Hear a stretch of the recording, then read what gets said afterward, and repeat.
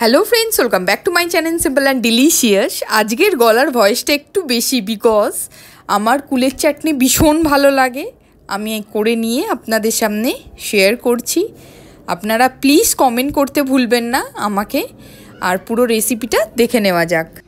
এখানে আমি 700 মতন কুল নিয়ে নিয়েছি, দেখুন বড় বড় কুল, আর মাঝখান থেকে এরকমভাবে প্রত্যেকটা কুলই ফাটিয়ে নিয়েছি। হ্যাঁ, আর এখন সরস্বতী পুজো গেছে, একদম কুলের সময় চটপট মানে চটজলদি কিভাবে কুলের চাটনি বানাবেন দেখে নেওয়া যাক।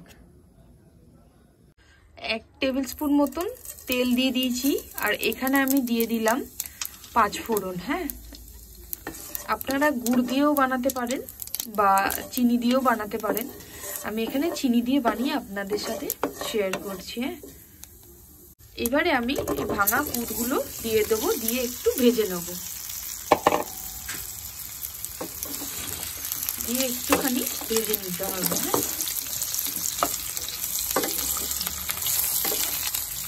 আমার ভীষণ ভালো লাগে কুলের চাটনি। ঠাকুমা বানাতেন, আজকে ঠাকুমা নেই। আমার খুব ভালো লাগে কুলের চাটনি, তাই আমি বানিয়ে আপনাদের সাথে শেয়ার করছি। দেখুন কুলগুলো বড় বড়, একটু বড় বড় কুল নেওয়ার চেষ্টা করবেন। হ্যাঁ, চাটনিতে। আর যদি আপনারা গুড় দিয়ে আচার করেন তাহলে মিডিয়াম সাইজের কুল নিতে পারে। এবার একটুখানি ভেজে নেবো ভালো করে। কেন ফাটিয়ে নিতে বলে, যে ভেতরে প্রপার পুরো ওই মিষ্টিটা ঢুকবে বলে ফাটিয়ে নিতে বলে। আর এই কুলগুলো না ভীষণ মিষ্টি, একটু খেয়ে দেখবেন। যদি টক কুল হয় চিনিটা একটু বেশি লাগবে, আর এই কুলগুলো যেহেতু মিষ্টি, আমার 250 গ্রাম মতন চিনি এখানে আমি ইউজ করব। একটুখানি ভালো করে ভেজে নেবো আগে। এবার এর মধ্যে একটু হলুদ দিয়ে দেবো, আর দিয়ে দেবো একটু নুন, তাতে যাতে সেদ্ধ হয়ে যায় তাড়াতাড়ি, ওই জন্য নুনটা দিয়ে দিলাম। দিয়ে আবার একটু ফ্রাই করে নেব স্লো ফ্লেমে। একটুখানি আমি ঢেকে কিছুক্ষণ অবধি এটাকে আমি করে নেবো। একদম কিন্তু ফ্লেমটা যাতে স্লো থাকে, যেন সেদ্ধ হয়ে যায়, সেই রকম ভাবে একটুখানি আমি স্টিমে রেখে দিলাম কুলগুলো। একটা সুন্দর গন্ধ ছাড়তে শুরু করেছে। এবার আমি একটুখানি জল দিয়ে দিলাম, দিয়ে একটু কুলটাকে না আগে একটু সেদ্ধ করে নেবো, নয়তো কুলটা দেখুন এখানে এরকম কালো কালো ধরে যাবে। ওই জন্য না একটু জল দিয়ে আগে কুলটাকে প্রপারলি সেদ্ধ করতে হবে। চিনি দিলে কিন্তু কুল আর সেদ্ধ হবে না। হ্যাঁ, একটু জল দিয়ে আগে সেদ্ধ করে নিই কিছুক্ষণ, তারপরে আমি চিনিটা অ্যাড করব।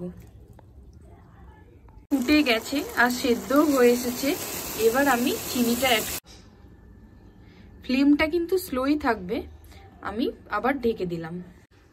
10 মিনিট হয়ে গেছে, ফুটছিল। বাহ, সুন্দর দেখুন কুলের কিন্তু কালার চেঞ্জ হয়ে গেছে, আর পুরো ব্যাপারটাই কিন্তু চেঞ্জ হয়ে গেছে, দেখতে পাচ্ছেন রংটা।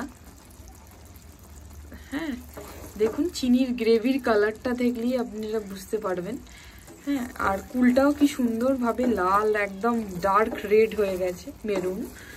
তাহলেই বুঝে যাবেন যে আমাদের কুলের চাটনি রেডি হয়ে গেছে। একটু ভাজা মশলা তৈরি করে নিয়েছিলাম, সেটা ওপর থেকে একটু ছড়িয়ে দিলাম। হ্যাঁ, এর মধ্যে শুকনো লঙ্কা, জিরে, ধনে আর মৌরি গুঁড়ো করা, হ্যাঁ, একসাথে মিক্সড করে নিলাম। এবার চলুন সার্ভ করে নেব। আপনাদের কাদের কাদের এই রেসিপিটা ভালো লাগলো আমাকে কিন্তু কমেন্ট করতে ভুলবেন না। আর আরেকটা কথা, সেটা হলো কার কুলের চাটনি ফেভারিট সেটা আমাকে জানাতে ভুলবেন না। ঠিক আছে, চলুন এবার সার্ভ করে নিই। এরকম ভাবে করলে আচারটা আপনি অনেক দিন ধরেই স্টোর করতে পারেন চিনি দিয়ে। আপনারা চাইলে একটু জল ইউজ করতে পারেন। আর রান্নাটি কেমন লাগলো আমাকে শেয়ার করতে ভুলবেন না। ধন্যবাদ।